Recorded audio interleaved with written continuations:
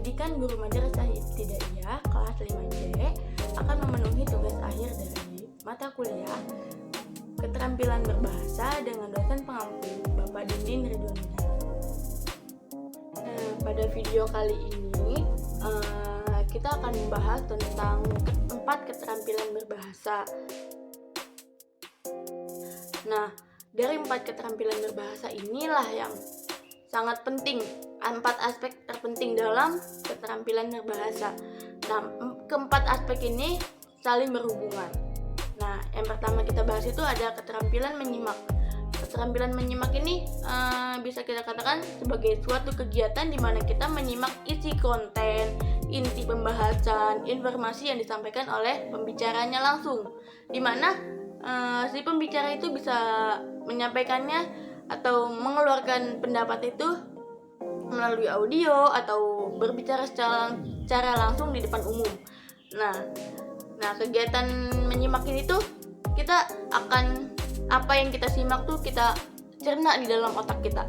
Kita menyimak pembicaranya, kita mendengarkan secara intens, terus kita bakalan kita tuh mencerna di pemikiran kita tuh. Apakah ini baik? Nah, itu nanti akan diproses di pemikiran kita.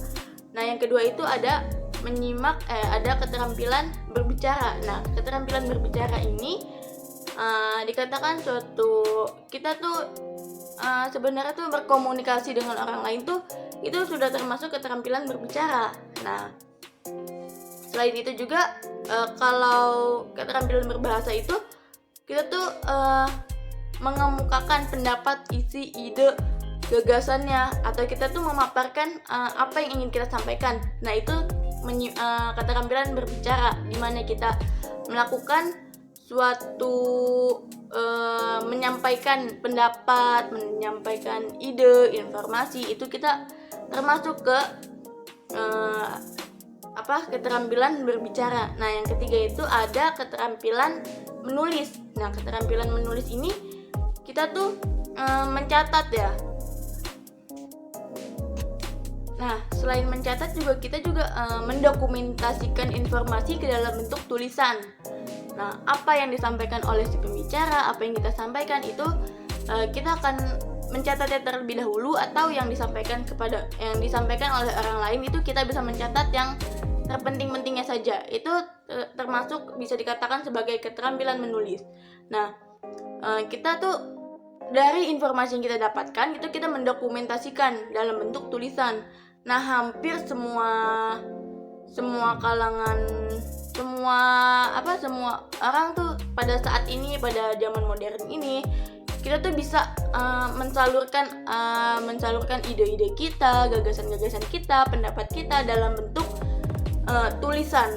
Nah, tulisan itu sekarang pada saat ini kan teknologi semakin berkembang ya. Jadi kita tidak hanya menuliskan menggunakan pena, tapi juga kita bisa mengetik. Nah, mengetik itu kita bisa juga, itu kan mengeluarkan pendapat dalam bentuk tulisan juga ya. Nah, itu tuh bisa disalurkan melalui media sosial. Nah, yang selanjutnya itu ada keterampilan membaca. Nah, untuk keterampilan membaca ini itu dimana kegiatannya itu kita membaca suatu konten, membaca suatu isi, membaca suatu pembahasan yang dalamnya bentuk tulisan, itu kita akan baca dan terus kita akan cermati apa isinya, apa kontennya, dan apa pembahasannya dari teks bacaan yang ada. Nah, di situ juga kita termasuk setelah kita membaca tuh kita bakalan menyimak apa sih bacaan itu, apa sih isi bacaan itu. Nah, mengapa kita membaca itu? Kan nanti akan ada tujuannya kenapa kita membaca ini, untuk apa gitu. Nanti itu termasuk ke keterampilan membaca, di mana setelah kita membaca, kita mendengarkan, itu kita menyimak kontennya.